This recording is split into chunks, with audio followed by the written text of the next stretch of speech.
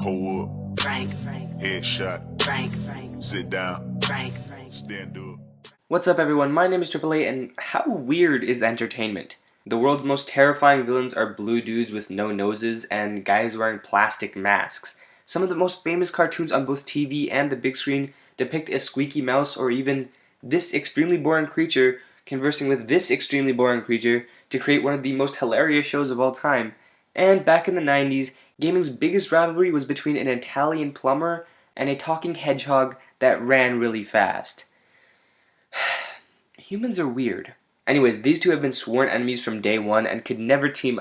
aside from sports... Alright, fine, I have no clue what the stance is here, but regardless. When they first came out, they were staunch enemies since they were the mascots of two competing companies, Sega and Nintendo.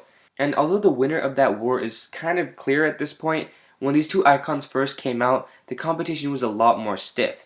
But let's see just how different these two competitors are. Since I can't really make subsections here, especially since I'm going back to mainly focus on the original games, and they weren't all that multifaceted, we're just going back to the system I originally instated, which was arbitrarily assigning points for everything I saw and putting it in the scoring system. The scoring system is as follows, by the way. Level 1 is sober from 1 to 20 points, Level 2 is kinda tipsy, Level 3 is hitting on that pretty girl over there, Level 4 is, yeah, of course I could do a backflip, dude, and Level 5 is wasted. And with that all out of the way, let's get right into this. When Mario first came out with Super Mario Bros., his first appearance was actually in a Donkey Kong game and he was labeled as Jumpman.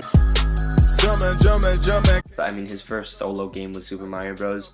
A man known as Yugi Naka, I hope I said that right, found one thing irksome about the game that would eventually lead to the creation of our faster-than-sound hedgehog.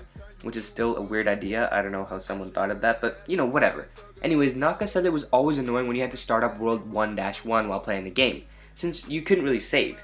You could use warp zones to skip levels, but every time you started you had to play World 1-1 at least. So Naka would always just try and get through that world as fast as possible. And that's what influenced Sonic. Literally a speed run of Mario. And if that's not a major influence, I don't know what is. Both these games started as 2D platformers, but now also have 3D iterations. Coincidence? I think probably, but who cares? In Mario, you grab coins all over the place. In Sonic, you have donut coins. And yes, I know they're called rings, that was just supposed... Okay, shut up, I know what I'm doing. Both of these famous heroes have round-shaped enemies, although one looks intimidating and the other just looks like Captain Underpants had a midlife crisis. They both got princesses. Obviously you get faster movement in Sonic, so that makes things a little bit different. You also have loop-de-loops and a diagonally downwards motion in Sonic, while for a long time Mario was very flat. DIC created 3 different cartoons for both of them. Coincidence? Yeah, probably again. Both the Super Mario Bros. Super Show and Adventures of Sonic the Hedgehog ran for about 65 episodes and 5 episodes in 1 week.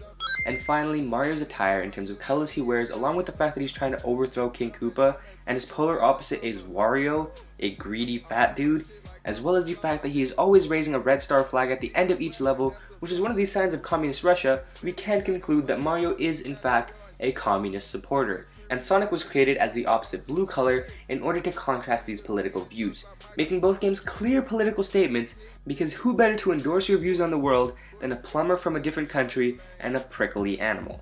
Alright guys, I'm sorry. When I was researching for this episode, I got a lot of cool stuff, but also games are a lot more multifaceted nowadays, so it's easier to make these under the influence episodes on more recent titles. So I decided to just have fun with this one. I do have a real Under the Influence episode coming out during my vacation, but I hope you guys enjoyed this video nonetheless. It was fun to make and hopefully fun to watch. If you guys do want to see a full video on the interesting idea of how Mario is a communist, there is a game theory episode that I linked down below, and I think you guys should check it out. If you enjoyed the video, be sure to like, share, comment, and subscribe, and until next time guys, this has been AAA, signing off.